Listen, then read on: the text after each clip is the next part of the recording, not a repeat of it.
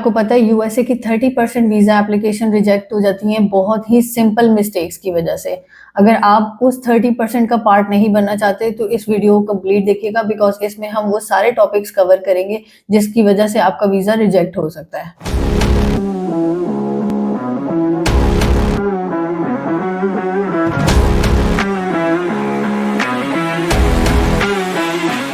अस्सलाम वालेकुम students, my name is Jatika Gill and I am the CEO of AGS consultant. आज की वीडियो में हम उन टॉपिक्स को कवर करेंगे जिसकी वजह से आपका वीज़ा इंटरव्यू रिजेक्ट हो जाता है, वीज़ा एप्लीकेशन रिजेक्ट हो जाती है इंटरव्यू के दिन पे। सीन क्या होता है कि यूएसए में सबको पता है कि इंटरव्यू देने जाना पड़ता है और एम्बेसी में देने जाना पड़ता है, और जिसकी वीज़ा रिजेक्शन की वजह से स्टूडेंट मोस्टली अपनी एप्लीकेशन स्टार्ट ही नहीं करते।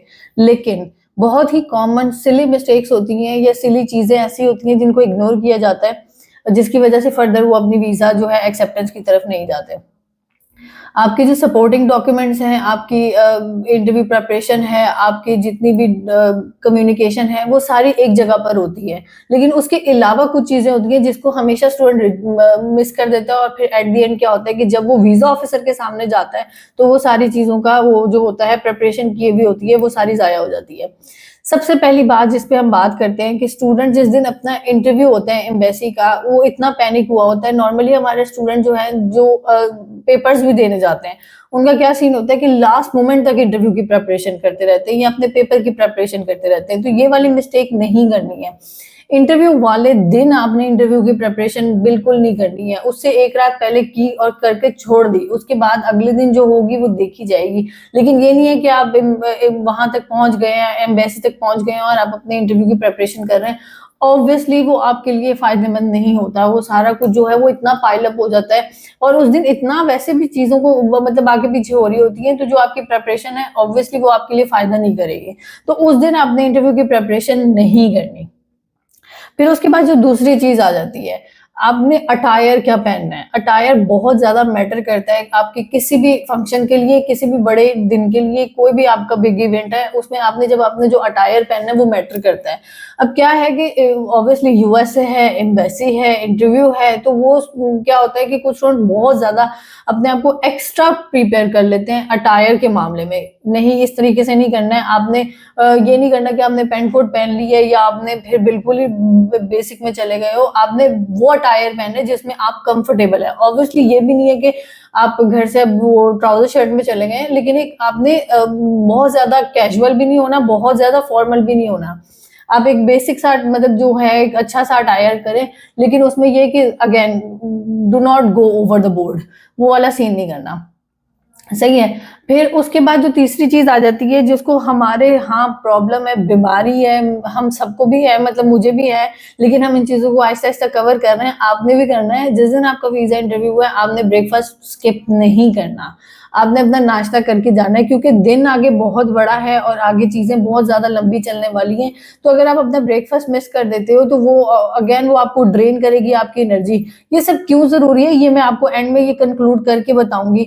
अभी आप सोच रहे कि मैम कौन सी बातें बता रही है, लेकिन ये आपको पता चलेंगी एंड में। उसके बाद क्या चीज हो जाती है कि आपने अपने साथ कोई भी स्मार्ट वॉच नहीं पहन के जानी, आपने अपने साथ कोई यूएसबी नहीं रखनी, इस तरह की कोई चीज भी नहीं। बिकॉज जब आप वहां पर एंटर होते हो उसके बाद वो आपकी सारी बिलोंगिंग्स ले लेते हैं। आपके पास आपका सेल फोन नहीं होता, तो अगर स्मार्ट वॉच भी होगी तो वो आपके लिए फायदा नहीं होगी। आपने एक स्मार्ट वॉच, वो वैसे एक हम लोग अपने अटायर में ऐड करते हैं ना कि हमने वो वॉच पहननी है, तो उसकी जगह पे आप दूसरी वॉच पहन ले। स्मार्ट वॉच वैसे भी उतर जानी है तो उसका फायदा कोई नहीं होना। यूएसबी वगैरह होती है उसमें आप वो फायदा नहीं है, वो हमें बेवजह रखने की कोई जरूरत नहीं है।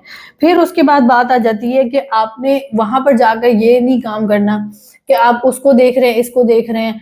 अपने काम से काम रखें, अपने मतलब से मतलब रखें, अपने आप को काम डाउन करें, अपनी चीजों को देखें।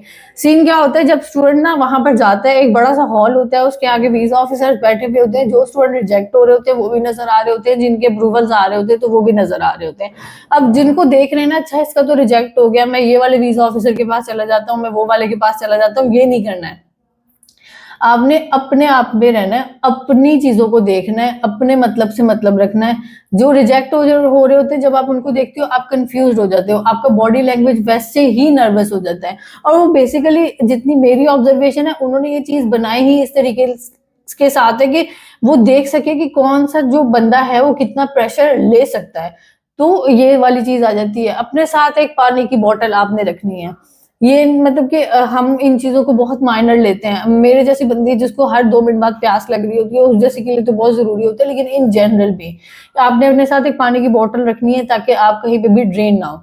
ये सारी चीजें क्यों जरूरी थी? अब आप सोच रहे होंगे, जैसे मैंने आपको इंटरव्यू वीडियो के स्टार्ट में बताया कि ये सारी चीजें जरूरी क्यों होंगी, ये मैं आपको बताऊंगी।